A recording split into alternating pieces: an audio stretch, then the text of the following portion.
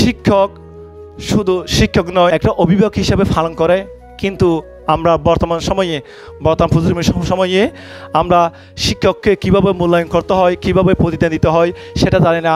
শিক্ষককে সম্মান করলে তার ক্ষমতা, তার মূল্যটুকু আরও বেড়ে যায় এবং তার প্রতিদান আরও যায়, তার সম্মান আরও বাড়া যায়। মানুষকে যদি সম্মান দিকে শিখো, তুমি অনেক বড়। শিক্ষককে পুঁজির হিসেবে আমরা ব্যবহার করি।